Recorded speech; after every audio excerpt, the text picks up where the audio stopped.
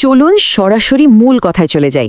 একবার ভাবুন তো, মাত্র 1 বিঘা জমিকে কিভাবে একটা দারুণ কার্যকরী বহুমুখী আয়ের উৎস, বলতে গেলে একটা আস্ত বিজনেস ইকোসিস্টেমে পাল্টে ফেলা যায়। আজকের এই বিশ্লেষণে আমরা সেই স্মার্ট ইন্টিগ্রেটেড ফার্মিংয়ের পুরো ব্লুপ্রিন্টটা ধাপে ধাপে ডিকোড করতে যাচ্ছি। আচ্ছা, পুরনো আর নতুন পদ্ধতির মধ্যে তফাৎটা একটু মিলিয়ে দেখা যাক। সনাতন পদ্ধতিতে এক জমিতে শুধু একটা ফসল থাকে, হয়তো শুধু ধান বা শুধু মাছ। তার মানে কি, পুরোটাই হাই রিস্ক, আবহাওয়া একটু খারাপ হলেই পুরো বিনিয়োগ পানিতে। কিন্তু এর ঠিক উল্টো দিকে স্মার্ট উপায়টা হলো জমি ওই একটাই, কিন্তু সেখান থেকে আয় আসবে একাধিক খাত থেকে। এতে ঝুঁকি তো কমেই, উল্টো প্রতিটি উৎপাদন একে অপরের পরিপূরক হিসেবে দারুণ কাজ করে।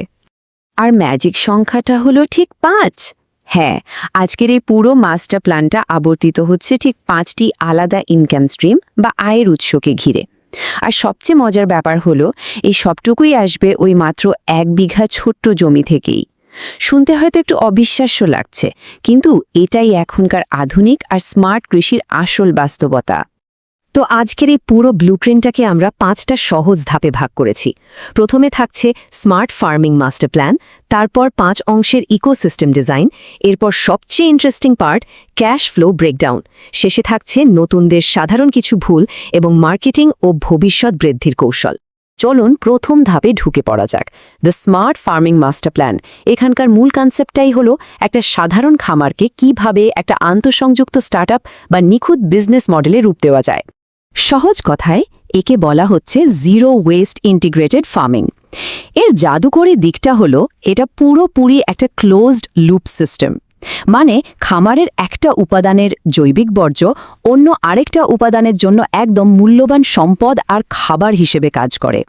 এর ফলে বাইরে থেকে বারবার বাড়তি খাবার বা রাসায়নিক সার কেনার কোনো দরকারই পড়ে না। কনসেপ্ট তো ক্লিয়ার হলো। এবার 2 নাম্বার ধাপে আমরা ডিজাইন করব সেই 5 অংশের ইকোসিস্টেম। মূল স্ট্র্যাটেজিটাই হলো 1 বিঘা জমিকে খুব নিখুঁতভাবে কয়েকটা আলাদা কার্যকারী জোনে ভাগ করে নেওয়া। খামারের ফিজিক্যাল লেআউটটা আসলে কেমন হবে সেটা একটু চোখের সামনে দাঁড় করানো যাক। স্টেপ 1, জমির ঠিক মাঝখানে থাকবে একটা মাঝারি সাইজের পুকুর। এটাই এই খামারের হৃৎপিণ্ড। এখানে তেলাপিয়া বা পাঙ্গাসের মতো মাছ থাকবে। স্টেপ 2, পুকুরের ওপরের অংশে থাকবে হাঁস। স্টেপ 3, পুকুরের চারপাশের পাড়ে থাকবে কলা গাছ আর মৌসুমি সবজি। আর স্টেপ 4, খামারের এক কোণায় থাকবে ছোট্ট একটা গরুর শেড, যেটা পুরো সিস্টেমের পাওয়ার হাউস হিসেবে কাজ করবে। আর এই সেটআপটাই ইকোসিস্টেমের আসল বায়োলজিক্যাল সিনার্জিটা খুব চমৎকারভাবে ফুটিয়ে তুলছে। দেখুন, হাঁস সারাদিন পুকুরে ঘুরবে আর তাদের বর্জ্য সরাসরি পুকুরে পড়ে মাছের জন্য ন্যাচারাল খাবার তৈরি করবে। আবার পুকুরের পাড়ের আর্দ্র মাটি কলা গাছের দ্রুত বৃদ্ধিতে ম্যাজিকের মতো কাজ করে। ওদিকে গরুর শেড থেকে পাওয়া গোবর দিয়ে তৈরি হবে বায়োগ্যাস আর দারুণ সব জৈব সার। সেই বায়োগ্যাসের উচ্ছিষ্ট বা স্ল্যারি সোজা সার হিসেবে চলে যাবে পেঁপে, মরিচ বা লাল শাকের মতো মৌসুমি সবজির গোড়ায়। মানে একটার বর্জ্য অন্যটার প্রাণ। একদম পারফেক্ট একটা সাইকেল। বায়োলজিক্যাল কানেকশনগুলো তো দারুণ। এবার তৃতীয় অংশে আসা যাক, ক্যাশ ফ্লো ব্রেকডাউন।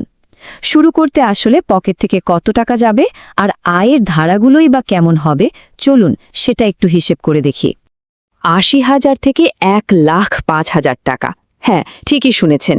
এই চমৎকার ইকোসিস্টেমটা শুরু করতে আকাশ ছোঁয়া কোনো মূলধনের একেবারেই প্রয়োজন নেই।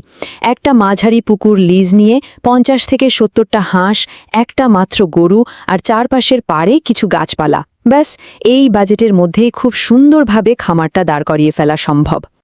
আর এখানে আয়ের একটা দারুণ ফ্রিকোয়েন্সি তৈরি হচ্ছে। খেয়াল করে দেখুন, প্রতিদিন নগদ টাকার যোগান আসবে হাঁসের ডিম আর গরুর দুধ থেকে। প্রতি সপ্তাহে ক্যাশ আসবে মৌসুমি সবজি বিক্রি করে। প্রতি মাসে একটা ভালো অঙ্কের ক্যাশ আসবে পুকুরের বড় মাছ বিক্রি থেকে। আর নির্দিষ্ট মৌসুম শেষে একেবারে মোটা অঙ্কের টাকা আসবে কলার ফলন থেকে। আয়ের এই যে এতগুলো ভিন্ন ভিন্ন ধাপ, এটাই কিন্তু যে কোনো বাজারের ধস থেকে এই বিজনেসকে পুরোপুরি প্রোটেক্ট করে। আর 1 বিঘার এই ইকোসিস্টেমটা একবার পুরোপুরি সেট হয়ে গেলে এবং ঠিকভাবে চলতে থাকলে মাসের সম্ভাব্য আয় দাঁড়াতে পারে ঠিক এই জায়গায়, 30,000 থেকে 80,000 টাকা।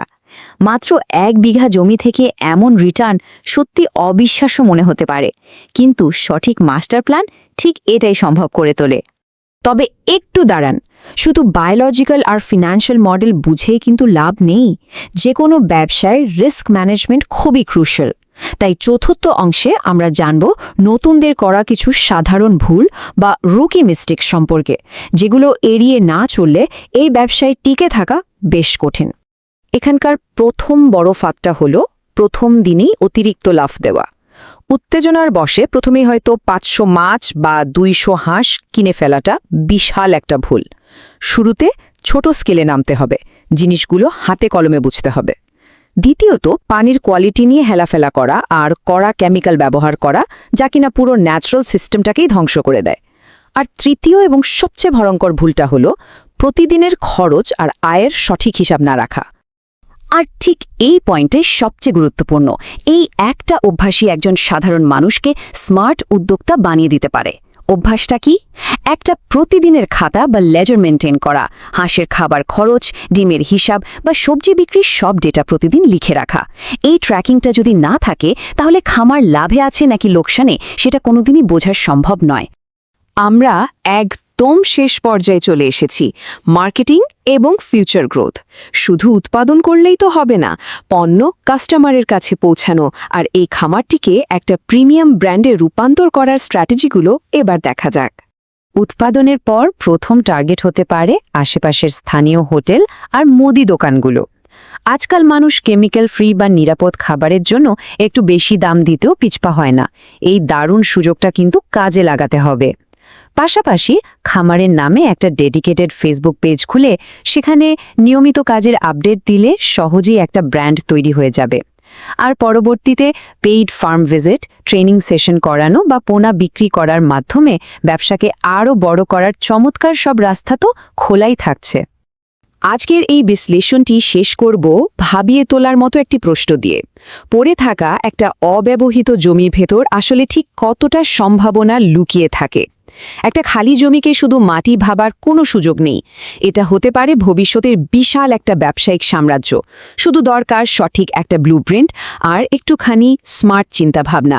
আশা করি আজকের এই আলোচনা নতুন কিছু ভাবতে সাহায্য করবে। সবাই ভালো থাকবেন।